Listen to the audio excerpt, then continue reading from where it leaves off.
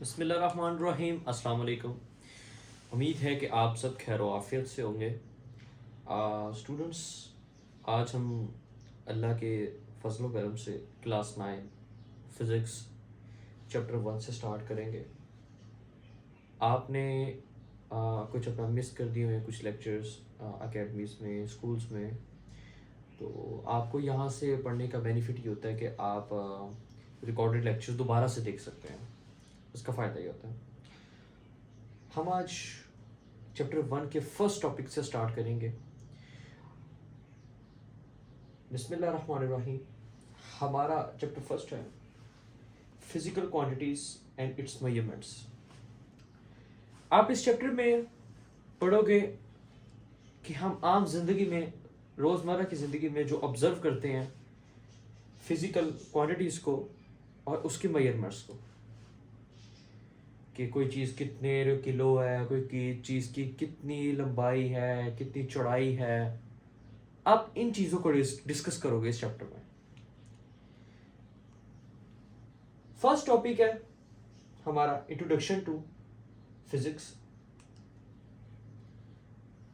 Physics में हम introduction के इसके पढ़ेंगे there are 5 distinct discipline. Science के अंदर chemistry, physics, astronomy, geology and metrology, जो कि हमें साइंस की काफ़ी चीज़ों को डिस्कस करके बताते हैं अलग अलग डिपार्टमेंट से।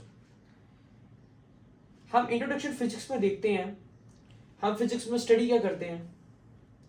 हम स्टडी करते हैं मैटर्स को, एनर्जी को, उसकी इंट्रैक्शंस को। फिर हम क्या करते हैं? Study of nature. हम नेचर के बारे में डिस्कस करते हैं, हम नेचर को पढ़ते हैं।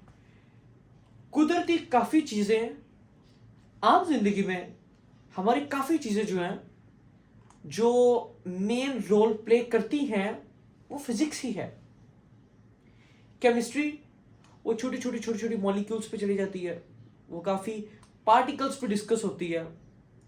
मैथमेटिक्स जो कि मेजरमेंट्स को डिस्कस करती है कि किसी चीज़ की क्या मेजरमेंट है, किसी चीज़ की क्या मेजरमेंट है, आप इक्वेशन कैसे निकालते हैं, लाइंस के बारे में, एंगल्स को पढ़ते हैं।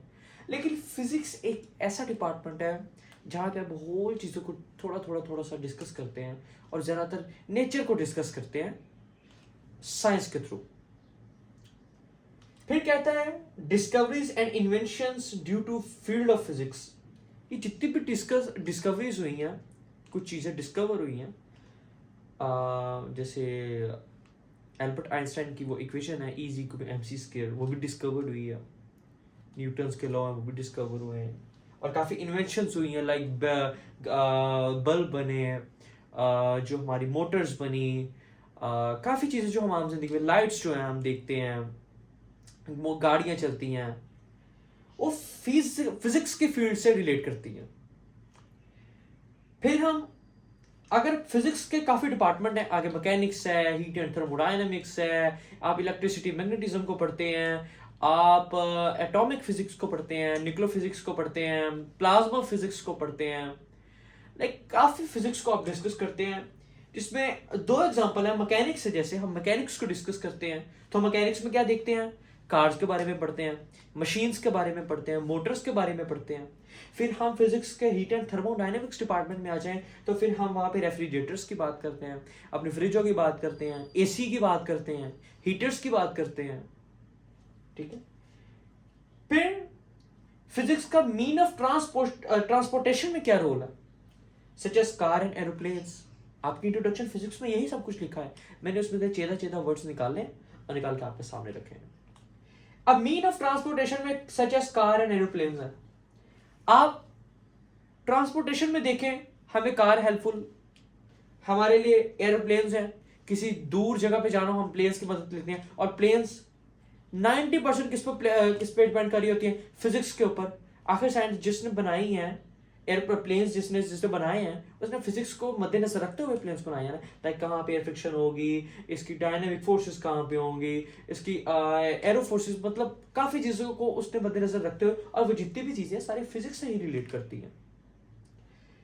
फिर आप डोमेस्टिक अप्लायंसेस में देखते हैं, आप घरेलू जो चीज़ें आपकी घरेलू अप्लायंसेज हैं, लाइक सच एज देखिए एयर कंडीशनर, एसी, फिजिक्स से रिलेट करते हैं।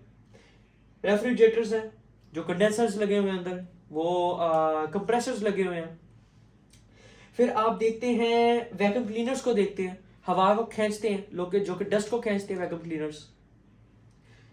वॉशिंग मशीन्स को देखते हैं, कैसे वॉशिंग मशीन घूमती है, कैसे उसकी मोटर, कैसे उसके जो फ्लक्सेस प्रोड्यूस होते हैं, कैसा माइक्रोवेव ओवन, कौन सी माइक्रोवेव्स पैदा करती हैं, चीज गर्म हो जाती है, कौन सी ऐसी वेव्स पैदा होती हैं।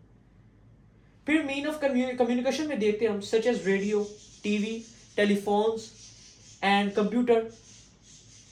अब आपके फिजिक्स में देखा जाए तो रेडियो को देखा जाता है, कौन सी वेव्स आ रही हैं कि रेडियो चल रहा है, हालांकि तार तो कोई भी नहीं लगी हुई, लेकिन वेव्स डिस्कस हो रही होती है, और वो किससे रिलेट करती हैं, आपकी फिजिक्स से। फिर आप टीवी को डिस्कस करते हैं, टेलीविजन को, केबल्स। फिर आप टेलीफोन्स को देखते हैं कि कैसे एक वायरलेस डिवाइस, जो कि हम इतनी दूर से बात कर रहे हैं थ्रू इंटरनेट। फिर आप कंप्यूटर्स को देखते हैं, कंप्यूटर्स में फिजिक्स है, फिजिक्स कंप्यूटर भी है।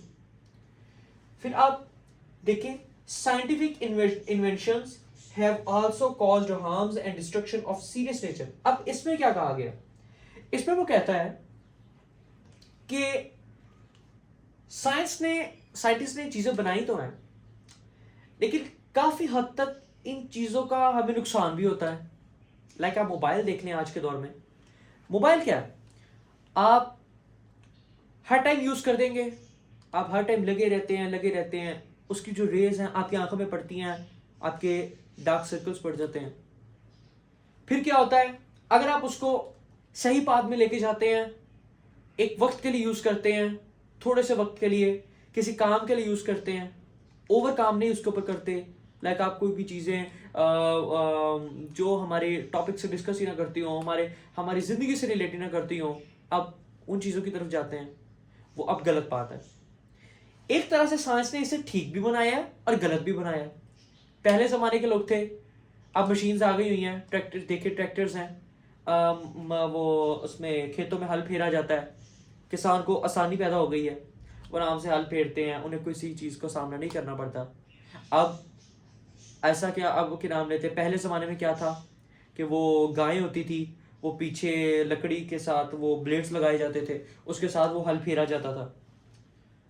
अब ऐसा नहीं है, काफ़ी चीज़ों से हमें उसका बेनिफिट भी है, आराम भी है।